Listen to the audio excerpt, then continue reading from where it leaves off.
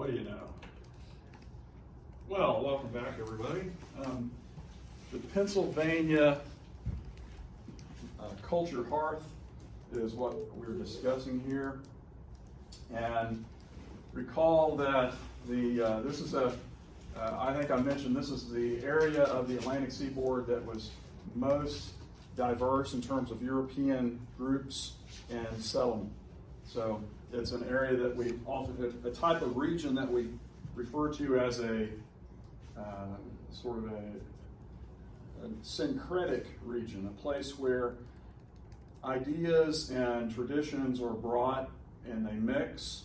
Some work, some are advantageous and are adopted and tend to spread to other regions.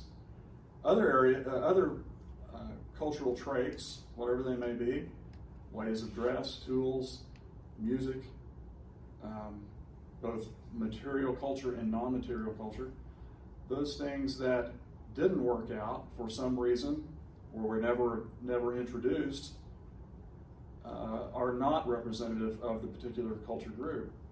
So this is a very selective process in which culture groups bring their culture, they're through what we call relocation diffusion through migration. They bring their various cultural traits. That may be language, it may be a dialect of a language, it may be a way of dress, it may be food ways, it may be agricultural practices and techniques, maybe breeds of livestock, building practices. We've talked a lot about log buildings and that sort of thing. All of those practices arrive and they compete, at least that's the theory, right? So the Irish, the Scots-Irish and the English, they had, the Irish in particular had building traditions in which they used stone to build their traditional houses. Just, you can find these back in Ulster and throughout Ireland. Scots, same way.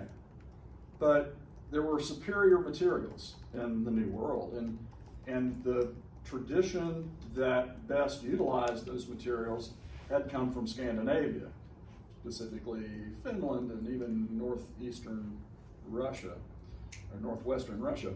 So we've talked a lot about the Scandinavians introducing their log building traditions, and then those other traditions that may have been introduced by other groups that didn't make a lot of sense due to the presence of the forest and the fantastic abundance of logs and of trees, worked out so that it was not necessarily some kind of stylistic thing, it was just practical. And this is just one of countless examples of that sort of process, okay? It could also include things like medicinals, so traditions of curing or attempting to treat maladies, diseases, or not necessarily infectious diseases, but whatever it may be. So this is the region, the area around the Delaware Bay and the Delaware Valley, maybe a little bit south, a little bit north. This is the area where all of these traditions get infused. And recall that this is also an area where there are many, many people migrating compared to other areas. So this is an area of family migration, a real surge of population into the Pennsylvania area, but they wouldn't stay necessarily in southeast Pennsylvania. So that's what we're going to try to get to a little bit. We know that those groups included not just English, but English Quakers, English perhaps Puritans to some degree. And when we say Germans, dead battery. That was going to happen. I got a better pointer today. All right, how about that? How do you like that? It kind of washes it out, I suppose. Oh well, better not do that. Anyway, the Germans coming from all over Central Europe, and these are the generations that have survived the 30 Years' War, horrible religious wars. Hey, I can rent your pointer. Thank you very much. That's slick. I like that. All right, so we've got the Scotch-Irish. We've talked about them from what part of Ireland? Northern Ireland. Yeah. Those are What's another name for Northern Ireland? Yeah. Ulster, the Ulster colony. Okay, those were the Scots were brought in there, generally from the lowland areas of Scotland, and transplanted to the English-controlled Ulster colony as allies of the English against the Irish Catholics. And so this establishes this Protestant island within Northern Ireland. And the Scotch-Irish would, of course, like with the Germans, be the two most important, largest migration flows into the Midland Culture region. And we'll talk quite a bit more about them. There were also groups that were less prominent, like the Welsh and the Swiss. The term Swiss really is not a very good term because that the concept of Switzerland, even though it's the state, the Swiss Confederation has been around for centuries and centuries. The groups who are migrating out of Switzerland certainly weren't nationalists. They certainly weren't people who referred to themselves very often as Swiss. So they were typically these Anabaptist groups. So most of the Mennonites, Amish particularly, were coming from an area of, within and surrounding Switzerland. They brought some degree of building tradition, and that's what we're going to look at here with the Pennsylvania barn. The Pennsylvania style barn is really emanates from an area around the German-speaking area of Switzerland, and it's been traced back to that area. You can still go to outdoor museums in Switzerland and southern Germany and find very similar building traditions that would also show up in Pennsylvania. Now, the Pennsylvania barn is named for the American origin of this style of barn, but it's not limited to Pennsylvania. It's mostly limited to Pennsylvania and Ohio and Indiana and, to a degree, some surrounding states to the north, the area where these folks migrated over a couple of generations. But once you get west of the Mississippi River, Pennsylvania barns are really, really hard to find unless they've been intentionally reconstructed to begin to look like that. So there is sort of a natural or sort of a traditional range of the use of the Pennsylvania barn in the Middle West of the United States. And we'll look at some maps and I'll try to explain where that is. Let's see. Maybe I'll post a map for you. I don't think I have one in this slide presentation, but we have some pretty good maps of this. Southeast Pennsylvania, all right? And I'm saying here, Southeast Pennsylvania to Northern Virginia. This area was, again, opened in the 1680s. Most of the migration flow begins about a generation after that, though. Okay, so in the 17 teens, the 1720s is when we begin to see the massive flow of people from the British Isles and from continental Europe, the Germanic-speaking areas of continental Europe. This is the area that has very, very good land in southeast Pennsylvania, very good land for producing crops that they couldn't produce in places like the Connecticut River Valley because of the cold and wetter climate of the Connecticut River Valley. So southeast Pennsylvania, you couldn't produce tobacco in the way that they could in Virginia and Maryland, although definitely you could produce tobacco. In fact, people raise tobacco pretty much all over the United States for their own purposes, even here in Oklahoma in the late 1900s, late 19th century. And but it wasn't much of a cash crop in Pennsylvania. In Pennsylvania, the other side of that is, they probably could have produced tobacco, but this was not an area where land was restricted to the gentry. It was a land that was open to all. It was free soil. And the land tenure system, which was a system in which small farmers were generally receiving land for their families and for their own subsistence. That free soil tradition in Pennsylvania would lead to a system of subsistence agriculture that would then begin to specialize. It would begin to specialize as it diffused west. We'll talk about how that happened. But one of the very first practices that diffused was the feeding of the surplus crop that everybody had to livestock in order to market that surplus crop in a more lucrative way. Okay? So, what was that surplus crop? Well, beef and lamb. Well, the surplus grain crop. Oh, probably.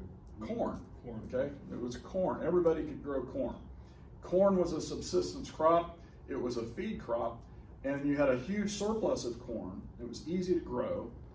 You could also produce wheat. And southeast Pennsylvania, as well as the Hudson Valley, was about the only area early on where there was an early wheat specialization. They produced a lot of wheat because there was that was a market, a grain market itself. Corn was so abundant and so ubiquitous that you couldn't really develop much of a market just for the grain. Everybody had it. It was just a common staple. But you could transform it. You could transform it into meat in the form of pork, or you could transform it into whiskey for the whiskey trade. But not a lot of people did that. You know, the Scotch Irish actually are credited with bringing in the distilling traditions into the Appalachians. Probably already knew that. The Scotch Irish, the term, in fact, the term whiskey, you probably know, is I think it's an English corruption of a Gaelic term that is the term for the distilled spirit. And the Gaelic meaning of that term is breath of life. All right? So, breath of life. Just remember breathalyzer, breath of life, whiskey. All right? So, but Irish, I don't know if it was Irish whiskey or whatever, but they used corn, so they quickly figured out, corn makes fine alcohol. So, but the Scotch Irish, for the most part, is credited with that. Now, it's not to say that Germans were any teetotalers. The Anabaptists were, for the most part, but the other groups that came in, the German Reformed, Lutherans, and some German Catholics, they arrived. And they didn't have a tradition of distilling whiskey, but they had lots of traditions of brewing beer, all right? And the beer brewing traditions, of course, had been around along the Atlantic seaboard forever. The English obviously produced ale, and they had their beer. And, there's plenty of sayings, I suppose. Benjamin Franklin supposedly is credited with one of his many quotes, and I can't say this is exactly right, but something like, we know that there is a God because beer is proof that there is a God and he loves us and wants us to be happy. Something like that, okay? So, maybe you're not up to that on a Tuesday morning, I don't know. So anyway, we got excellent land quality, infusions of culture, Scotch Irish, Germans, also English, blending, sharing traits, adopting new traits, dropping old traits, and moving on. And that's what we really mean by this blending and experimentation idea. This is an area where no particular culture had dominance over the rest, as they did in Puritan New England early. Now, by the 1700s, the Puritans were cooling off a little bit and becoming what we might better refer to as Yankees, all right? But we'll talk about that another day. Let's talk about the Midland Culture Hearth here. So the migration pattern, the diffusion path from the Midland Culture Hearth basically followed the availability of good farmland. and we'll look at the map, but that the migration stream was funneled along what we call the Great Valley, or essentially the province known as the Ridge and Valley province, and to a degree the Cumberland Plateau. Now there are some distinctions here. The Ridge and Valley is made up of parallel linear valleys and ridges separated by pretty steep ridges. And between those ridges are occasional gaps, occasional low areas that allow for easier transportation. So some of those gaps, are referred to as water gaps. And as you might imagine, those water gaps are where you have rivers flowing through them. So basically the rivers that are very, very old in the Appalachians are the ones that cut right through the ridges. Because what happened when the Appalachians, the orogeny of the Appalachians occurred when North America and Eurasia were compressing or slamming into each other and basically pressed this region up like an accordion. And as those ridges rose over millions of years, rivers cut through them and cut sometimes at a 90-degree angle right through them, creating these gaps in the ridges. And so you have, over time, the river's always been there, and the ridges rise up with this definite hole in the ridge. So a water gap is one in which the river continued to erode to the point to where the river was not diverted necessarily. Now sometimes the ridge rose perhaps faster than the river could downcut it. And in that case, you have a gap that's referred to as a dry gap. And that just is one where the ridge has been cut out, but then eventually the stream course was diverted somehow. The more famous gaps are wind gaps or dry gaps. And an example would be Cumberland Gap. You probably all heard of Cumberland Gap. Where is that located? Tennessee. Right on the border of Virginia and Tennessee and Kentucky. And it's right where those states meet. And that was a very important one because, as you might guess, the wind gaps or the dry gaps are the ones that are pretty high, but those are the ones that are most needed. You can get across the ridge that way. So Cumberland Gap became an important migration stream. Now before that, most of those gaps were also utilized as Indian paths, and there were roads that followed what were referred to as certain Indian paths, and those were routes that were used for, by different native groups early on to get to western hunting grounds in Kentucky, for example. The Cherokees used what is today the bluegrass region as one of their most important hunting grounds, and they would also raid into other neighboring tribes.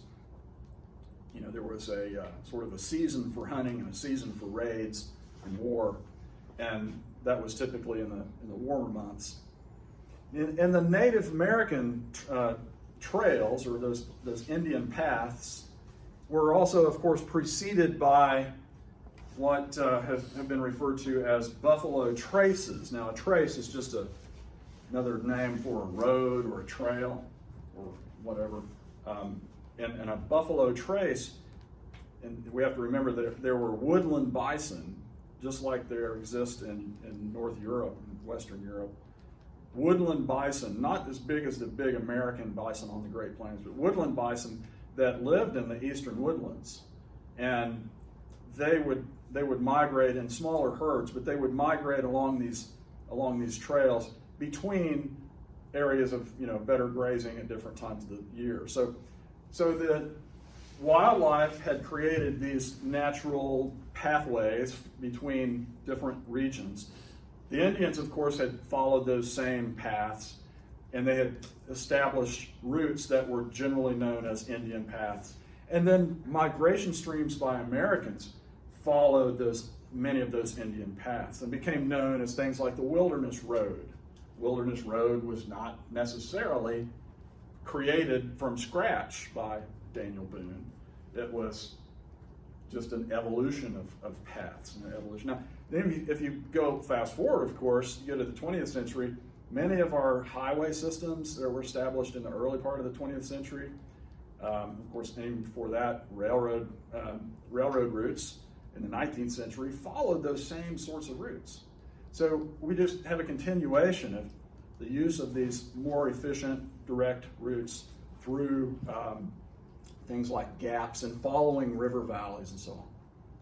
So we have natural locations of what we might call naturally advantageous locations. What are some more naturally advantageous locations for transport that you can think of in the eastern United States? We've talked about the fall lines, right? We have towns that developed along fall lines because you got to transfer goods from one boat to another boat going around the Cascades or the falls. It's also a place where where utilization of water power is typically, that works well, where you have a constriction of a river or something at an escarpment. So what are some other examples of places where you would kind of assume would be long-term good locations, advantageous locations for towns and that sort of thing? Where's Pittsburgh located? On the Allegheny and Ohio River, right? Yeah, where the Allegheny and Monongahela join together to form the Ohio River. Okay. So the head, Yeah. we can say the beginning of the Ohio River. So we call it the Three Rivers area, or so the stadium is Three Rivers Stadium, right? Yeah. So and it's actually in a V on those two rivers. So that's kind of a natural transportation hub for people moving overland or by river. So these are the sorts of places that would become more advantageous than others for transportation and for settlement. Okay, well, the Ridge and Valley is that one area, and that would tend to funnel migration because the ridges separated valleys, and sometimes those valleys were very broad. Those valleys were typically also underlain by a common type of bedrock. And most of the bedrock was either a limestone or a shale, and some sandstones, but mostly shales and limestones. Now, if you know anything about soils, which of those two types of bedrock, shale or limestone, tend to produce the higher quality soils?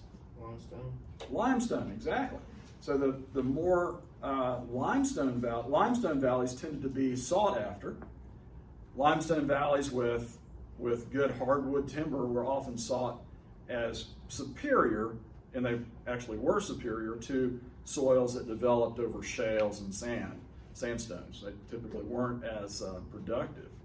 So this brings us, in other words, over time, agriculture is going to be more productive along those limestone valleys than along the shale valleys and sandstone valleys.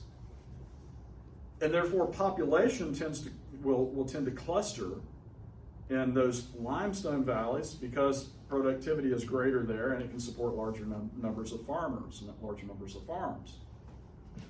When I lived in East Tennessee, there were many, I lived in the Ridge and Valley province in Knoxville, and you could go, you could cross over a ridge into another valley, and the valley runs, hundreds of miles long, and there may be some valleys where there are a lot of small towns, a lot of small agricultural towns, and a farmscape that is quite European looking, even lots of fields, lots of pastures, and then you can cross into another valley where you don't find nearly as many people, and the towns were never grew up very quickly there. And sometimes the names of the valleys even follow that. So I don't know if I've told you this or not, but you can look on a larger scale, like a topographic map of the ridge and valley area. And there's one area in East Tennessee that is, it's a limestone valley, and they refer to it as Rich Valley, okay? There's also a Bays Mountain, by the way, but that's just my ego telling you that. All right? There's actually a Bays Mountain Country Club, believe it or not. So I've never been invited. So anyway, that's a ridge, and then, but the limestone valley was referred to as Rich Valley, and guess what? The shale valley just across the ridge is called Poor Valley. All right, so you got Poor Valley and Rich Valley. And there's a lot, and for the most part, I'm trying to train myself not to say for the most part. It's an annoying habit I have, and I only discovered it after starting the video on my lectures. All right, so I'm gonna probably try to cut that one out. The valley, the Great Valley, is a very broad area of very rich soils. And this is where we see the earliest migration streams. All right, I've been harping on the ridge and valley for a long time because this is the area that really drew people from southeast Pennsylvania. To the west of the Ridge and Valley province is the Cumberland Plateau. And it goes by different names. Down in the southern states, it was referred to more as the Cumberland Plateau or just the Plateau. And up in Maryland and Pennsylvania, it tended to be referred to as the Allegheny Plateau. But it's the same geologic formation. And the thing about the Cumberland Plateau is that it is a highly incised, a very highly incised plateau with dendritic drainage pattern. Rather than ridges that are parallel, it's very chaotic topography. Oklahoma actually has two mirror images of the Ridge and Valley and the Appalachian Plateau. In fact, so does Missouri and Arkansas. And those two regions actually go below the Mississippi River Valley and reemerge over on the western side of the Mississippi River Valley in Arkansas, Missouri, and Oklahoma, and a little bit of Kansas. And those two regions in Oklahoma in the north are what? The plateau. Instead of the Appalachian Plateau, the Cumberland Plateau, it's the Ozark Plateau. Okay? And instead of the Ridge and Valley, it's the Ouachita Mountains, okay, which are actually ridges. So if you've ever traveled down in Pushmataha County, how many of y'all are from southeast Oklahoma? Hannah, where are you from? Huh? Walters. We have the road side of Wichita. Oh, well, not Wichita, Ouachita. Yeah, you're from southwest Oklahoma. I thought you are. Okay, so you're from the Wichita Mountains, which are volcanic. Okay, they're igneous. They're not. They're igneous, but they're not volcanic. But the ones that I'm talking about are in the southeast part of the state. So McCurtain County, LaFleur County, Pushmataha County, my personal favorite, and a few other surrounding counties. So if you've ever been to Atoka, or if you've ever been to Broken Bow. Down by Idabel. Yeah, Idabel is so far south it's in the coastal plain. It's outside of the Ouachitas. But Broken Bow, you're on the south edge. Beautiful country, right? Not real wealthy, but it is generally a little better off than most of the Ozarks. The Ozarks tend to have not very good soils, thin soils. This is why the folks who settled in the Ozarks were generally from the Appalachian Plateau. These are the people that could get along on subsistence farming and do pretty well. Right. So anyway, that's just kind of I didn't really mean to get all the way across the Mississippi in this class, at least here. Yeah. So wait, is that why like the cultures are similar though? Like Absolutely, the migration streams came from, Okay. in the Ozarks, most of the people who settled in the Missouri and Arkansas Ozarks, not counting Indian Territory, those people generally came from Kentucky, from eastern Kentucky, Okay. and from the Appalachian Hills of eastern Kentucky. Okay. The folks that settled down in the Ouachitas, I can't say really came from any specific area, probably the same area, maybe a little farther south. But yeah, you're on the right track there. The Virginians, and when I say what I mean by the Virginians, the people who were settled in the Tidewater region that we've been talking about, the tobacco plantation culture, the tobacco plantations spread west and eventually got to the Blue Ridge, but most of the Anglo-English Virginians had enough land early on in the Piedmont of Virginia in the coastal plain that there wasn't a huge draw of people into the Ridge and Valley. In fact, where did most of those Virginia Tidewater plantation folks migrate to? Where did they expand to? South, right? To the south, to North Carolina, exactly. They went down to Albemarle Sound, and even into the Carolina Piedmont. And they went up into northern Virginia a little bit, but by the time Anglo-Virginians crossed the Blue Ridge Mountains, they discovered it was already full of Germans and Scotch-Irish, okay? So, but that's a really important component. The Anglo-Virginians met the Midland Scotch-Irish Germans influenced by the Scandinavians right around the early 1700s. And when that happened, we get an entirely new region called the Upland South, because it's a blend of the South and the Midland. Well, let's go back a little bit and talk about some architectural features. Thanks a lot, by the way. You can rent this thing out every day. Maybe we can get somebody to rent me a projector. That would be good. Virginians crossed the Blue Ridge Mountains to discover the Scotch-Irish, the Germans, English, and Welsh from Pennsylvania already there. Not so much the Welsh from Pennsylvania. So anyway, we talked a little bit about the forebay, I believe, and what we call a diagnostic trait. What that means is there are certain things that we say, hey, that's a sign of the Pennsylvania barn right there. That's the thing that, and I'm no artist, obviously. So this is the typical way you'll see these built is they will often be built on a slope, on a hillside, and the reason for that is so that you can bring a wagon in at grade level here. You can bring a wagon into the barn itself, unload, go back out, and then you can drop. This is the basement of the barn. This is, of course, the covered forebay area. So this would generally be on the south side of the barn, okay? Or an area that would be out of the weather, because the whole point of this is so that you can feed cattle in the wintertime without having to shovel a lot of snow. There's just a natural, it's like a porch. And these would usually have a trap door right here that you could drop hay and fodder and maybe feed out of. Sometimes they're actually troughs right here.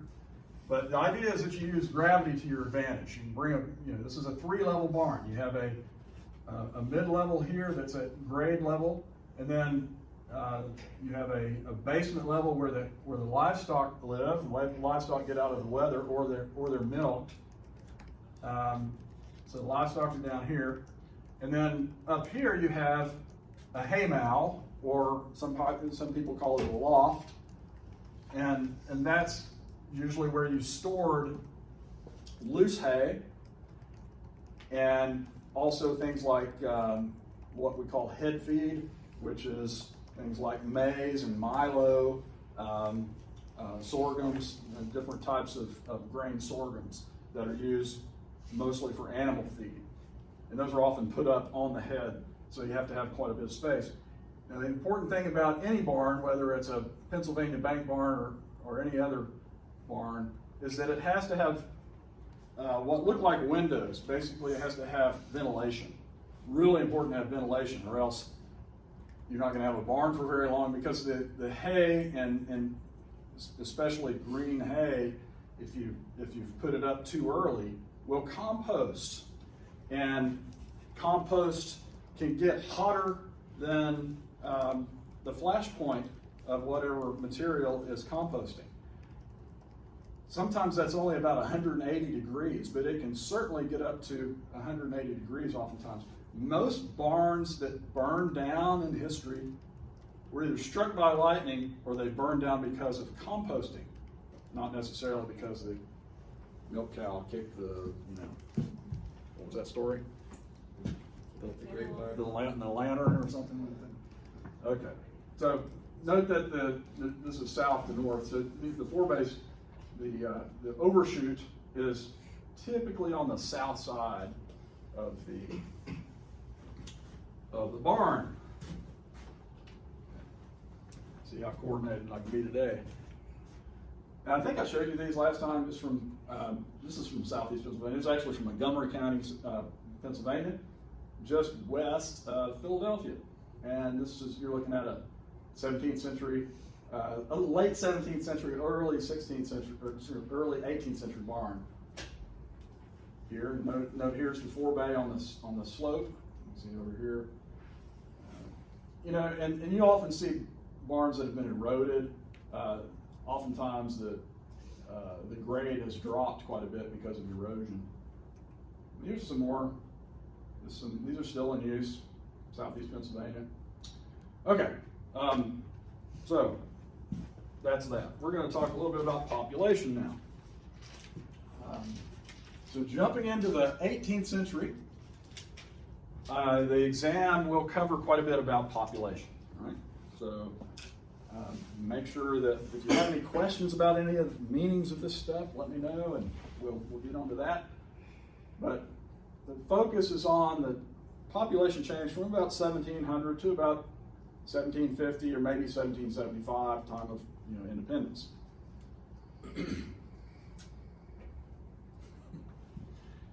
Oh, look at that. So in 1700, the 12 colonies in 1700 had about 250,000 European population in all. That made up about 1/20 of the entire British population, which is no small number. 5%. That's not a tiny number of proportion of people. But by 1775, look at this, we had increased 10 times, so that by 1775, the 13 colonies by that time had increased to 2.5 million. And that made up just about 1/3 of the entire population of the British Empire. 1/3. And I think we've also mentioned that the second largest city in the British Empire by 1775 was Philadelphia. Yeah. London and then Philadelphia. So, the breaking away of the British colonies was no small thing for the British Empire. In many ways, it was a breaking up of the British Empire, breaking up of the British population. By 1820, and actually, good old Benjamin Franklin again. Benjamin Franklin predicted that the United States would eventually surpass the population of the United Kingdom and also surpass it economically.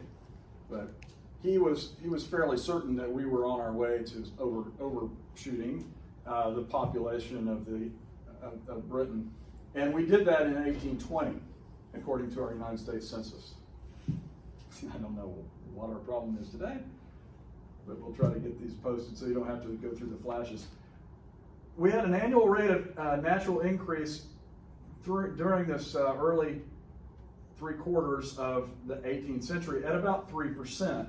And it had come down a little bit after around 1750. It was a little higher than 3% by 1750. Now, if you have any any background in demographics, or perhaps you've just had this in another course, maybe a human geography course by chance, is 3% per year, is that a slow increase or rapid increase or what? It's very rapid. It's very rapid. Yeah, it's a very rapid rate of growth. And over 3% is just explosive growth. So, if we're talking 3.5% or even close to 4%, that's on the scale of, the developing world countries 100 years ago or 50 years ago. The population could double in 30 years. Yes, yeah, and in fact, the population could double in 20 years in some cases. So, so we have several types of population growth going on, not just migration. And we have to remember that the migration streams are overwhelmingly more important than population growth for a while, but population growth itself is great. So we have rapid population growth due to both migration and natural increase. Okay, good. So I've put a note in here. This rate is similar to a third world growth rate today. Well, even the poorest countries in the world are experiencing falling birth rates and falling natural rates of natural increase. That's great news, I think, for poor countries. At least that's what we've been taught. Anyway, I've got a few more notes on here. I see one that I've already mentioned, but so our colonies, though, we unlike a starving, third world country in the 1950s, unlike China in the 1950s. Our population was growing while we were also experiencing the greatest material wealth any human population has ever seen. So fantastic material wealth relative, certainly, okay, no indoor plumbing, right? Yeah, you had to sometimes produce your own food. But in general, Americans were better off than their counterparts in the wealthiest country in the world, back in England.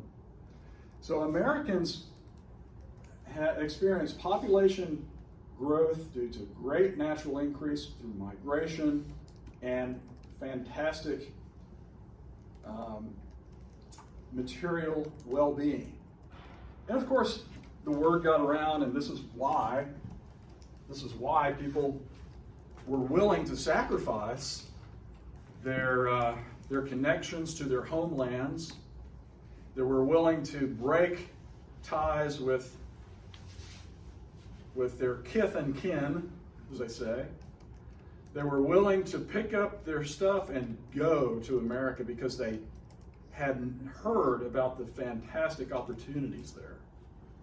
Opportunity is what drew people to this country. All the way back to the Ice Age, people came to North America because of opportunities. If migrating caribou were an opportunity, that's not still an opportunity. All right. Now, you probably have heard of Thomas Malthus, perhaps. The ideas of, when did Thomas Malthus start writing his dismal predictions? You know about Thomas Malthus, right?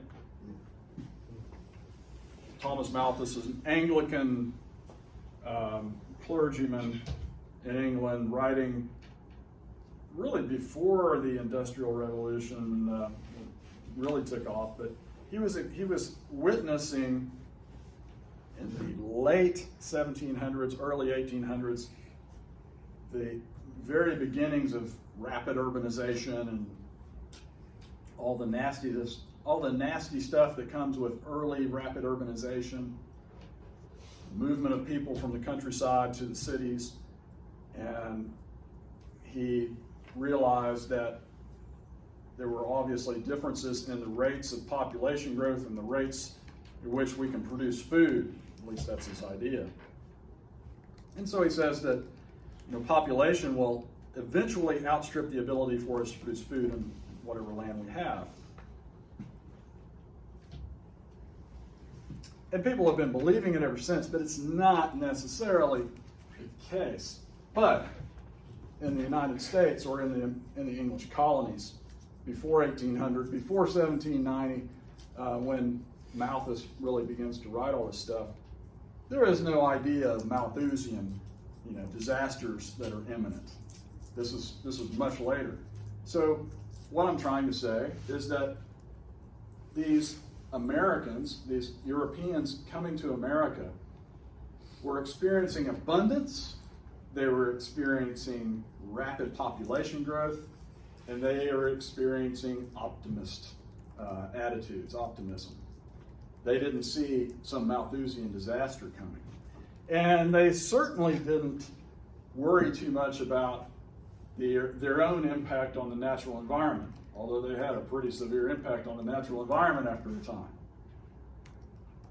Forests were viewed to be good farmland as soon as you can cut all those trees down. And the trees themselves were considered resources, but they were cheap. They were undervalued. And it was mostly a matter of how much labor you could get to cut the timber rather than the value of the land. So that was an economic problem, in a sense, that had some impact on the natural environment in this early period of the 18th century, beginning in the early period of the 18th century. All right.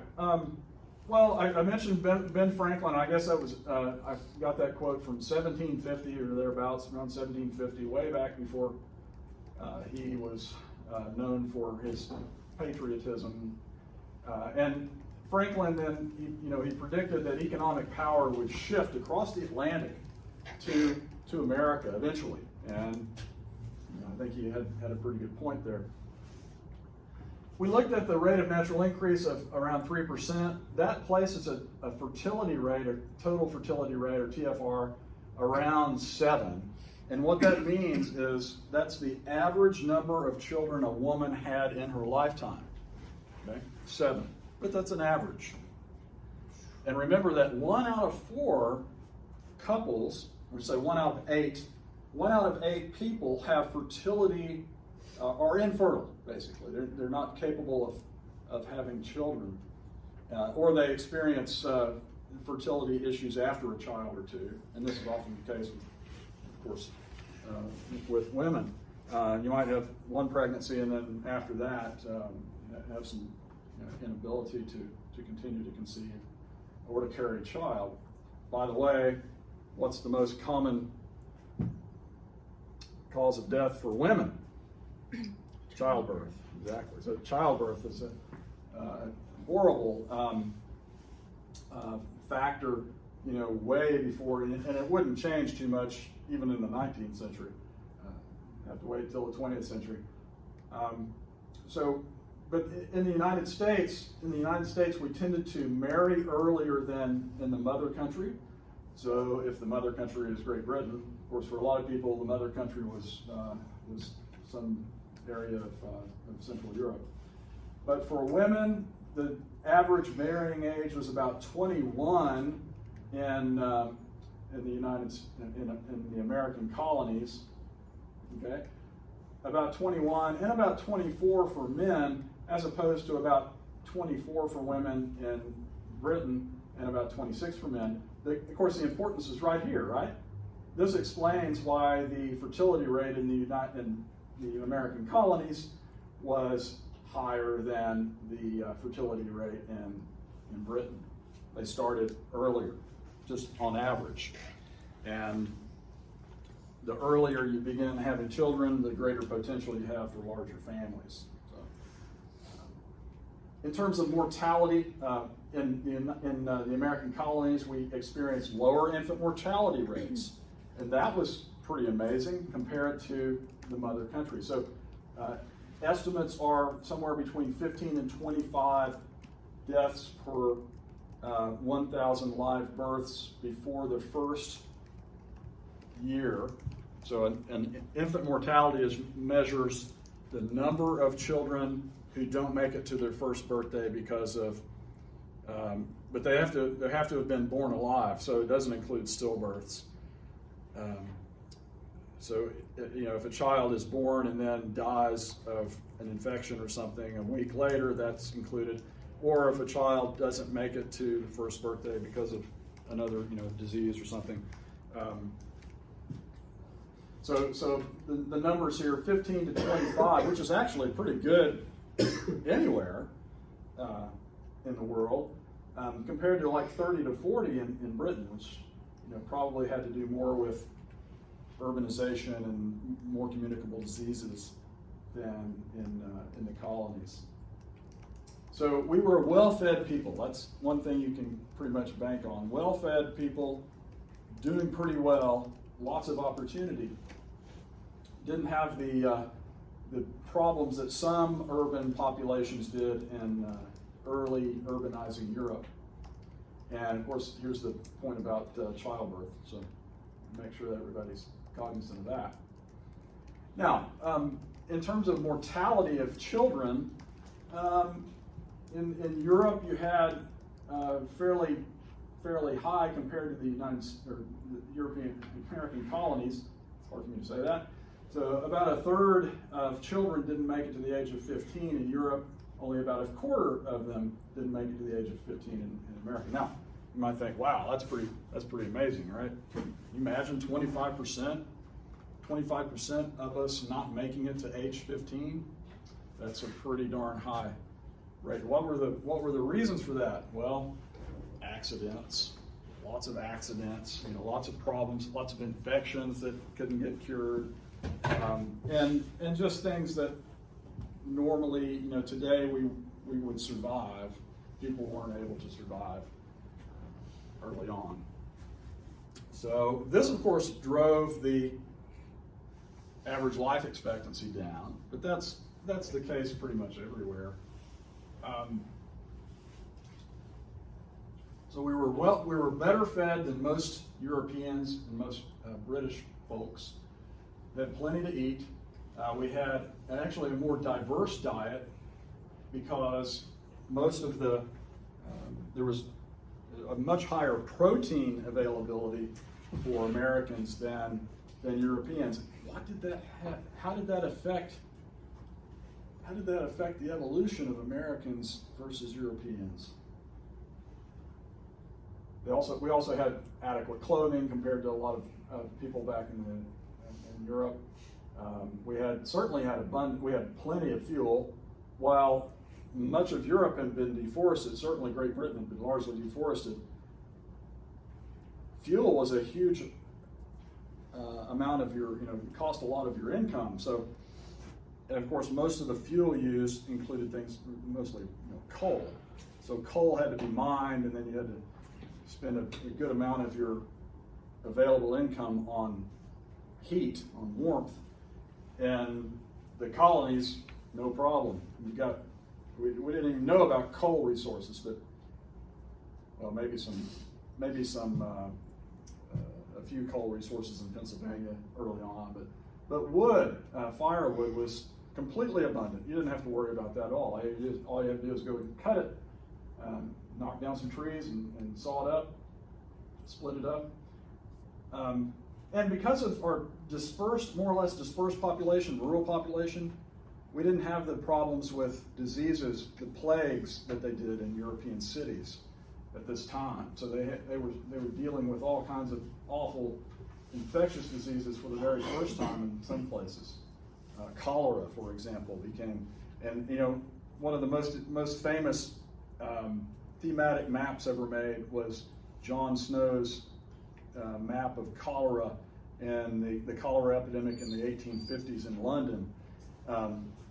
We had malaria and that sort of thing in the colonies, but there was not a huge urbanized population to be susceptible to certain types of diseases like cholera. And believe it or not, since most of the colonists were were farming, they were generally able to get along without being strapped by a wage labor system where they were working for an amount that was just getting them by. Americans could always work more and make more material wealth. They also had non-urban water sources. How about this one? No conscription. What's that mean? This was one of the most important ones that attracted people to the colonies. They didn't have to fight, right? They didn't have to go serve in some army of some small state or some small kingdom or perhaps the British Empire. There was no conscription. There was no death sentence for the most part, right? Again, there was no death sentence for males aged 20 to 25, or maybe more like 15 to 25, I suppose, for all those European wars. So free in a real sense, right? Free from the politics of Europe. And in terms of taxation, low taxation, so real freedom. And of course, who came up with this one? Early to bed and early to rise makes a man healthy, wealthy, and wise. This is Ben Franklin, as you might recall. Why did I put that there? The idea that you were working and the benefits of your work were going to come back to you. They weren't going to go to some tax collector. They weren't going to go to some state, some fiefdom. Your life didn't belong to some decision made by politicians who were going to war.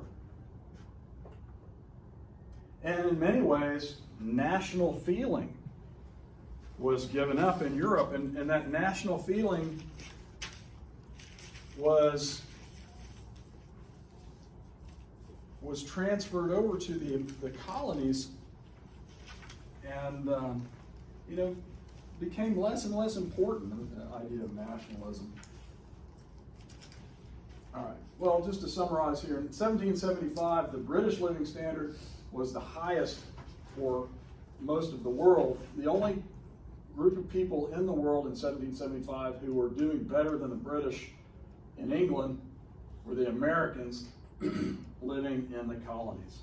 We were a wealthy group of people as a whole.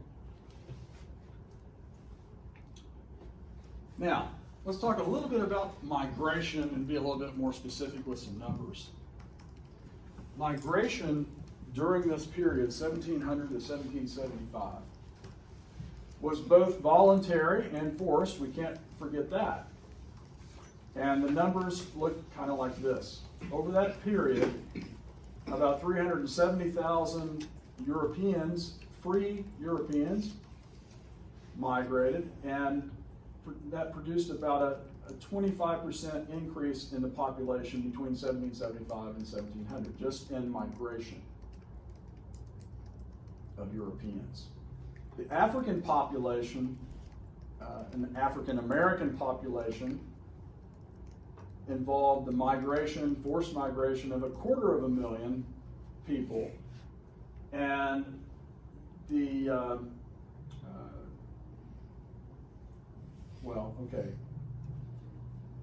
there was the population growth is both through immigration, or what we forced migration, and population growth.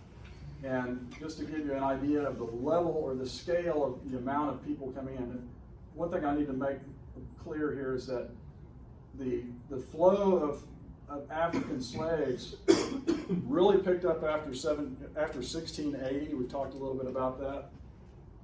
So by the 1690s, there was a significant African slave population presence in the tobacco plantation areas of the Tidewater, and also around Charlestown in South Carolina.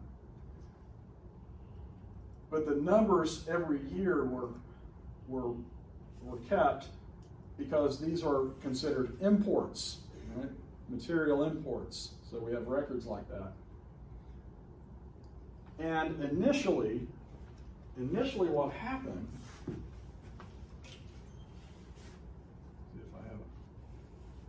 Yeah, I don't have this. So initially the population of slaves was skewed sexually. How do you think it was skewed sexually? Probably male. Mostly men, yeah, mostly males.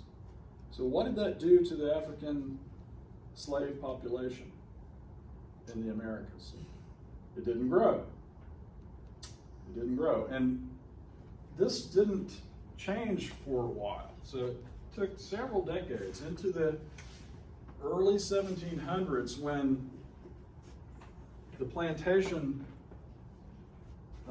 slave market began to import women. And as women were brought in, that's when you have the beginnings of a natural increase among the slave population, and the slave population took off. Now, I believe it was South Carolina that started importing women earlier, and that led to a more rapid population growth of the African population. So that by the end of the 18th century, it was actually a majority black population in the low country of South Carolina, and a few counties in the Tidewater area. But it was very important that early on, most slaves were men, and of course they didn't reproduce. So the importation of African women as slaves transformed that. And that's when the African slave population began to reproduce through natural increase rather than simply immigration. And when was forced immigration? When were slave imports intended to end? 1806, is that right? Yeah, I think it was 1808, but 1806 works for me.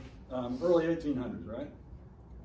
And the British outlawed slavery, and the British Navy was the force that was most significant in ending the slave trade. Now, American slave traders and I think Portuguese slave traders would continue to bring African slaves directly from Africa into the United States, into the southern states, into the 19th century. But mostly after 1800, most of the slave population is a naturally reproducing population. All right. So anyway, that we don't know, obviously we don't know a whole lot about the demographics of the African slave population because they're not going to be included so much in local records. We don't know, the family lines are intentionally broken because of the slave movement and the slave trade itself. The slave trade intentionally mixed people of different languages, different ethnicities when they were being shipped. Why did they do that? So they couldn't rebel. So they couldn't rebel. They couldn't. Oftentimes, they wouldn't be able to communicate with enough people in order to coordinate a rebellion or a revolt of some sort. So there was a systematic mixing of people in the slave trade. Of course, that didn't kill all African culture. It didn't eliminate all diffusion of some African traits arriving into the New World. And we certainly see that in the Caribbean. A lot of African culture survives in the Caribbean islands and then is transferred into the colonies in places like New Orleans and South Carolina, and less so into the Tidewater. So that there is an Afro-Caribbean remnant culture in language and religious views and foodways and speech and et cetera, that survives to some degree, even though it's intended not to survive. Well, in the 18th century, we have some changes over time. The oldest settled areas, of course, are the Chesapeake Tidewater, the New England areas, particularly Massachusetts, along the Connecticut shore. Those older settled areas during the 18th century would be overshadowed or eclipsed by new colonies that would grow much faster. Virginia would still be very large as an entire colony, but remember, Virginia had huge claims to most of the western part of or the eastern half of the continent. Remember when Thomas Jefferson wrote his notes on the state of Virginia, which was kind of a geography of Virginia? He's really doing a geography of the American colonies, a geography of that whole area west of Virginia, of the United States, eastern United States. Pennsylvania would experience rapid growth during the 1700s, during the 18th century, and that would be due both to natural increase and immigration. And the Carolinas and Georgia would experience rapid growth through immigration, both forced migration and voluntary migration. You have to remember, lots of slaves were being imported into Georgia and the Carolinas by the mid-1700s. So here we begin to see a division between those free soil colonies and slave colonies, slave-holding colonies, at the Mason-Dixon line, the division between Pennsylvania and Maryland. And that line, by 1775, by the time of the Revolution, is a fairly even population divide between the northern colonies and the southern colonies, in terms of population. When was that line established, though, and who was? Are we about out of time? Yeah. I think we are. What time is it? 10:14. Thank you so much. Okay, well, we'll come back to this, and we'll continue looking at population.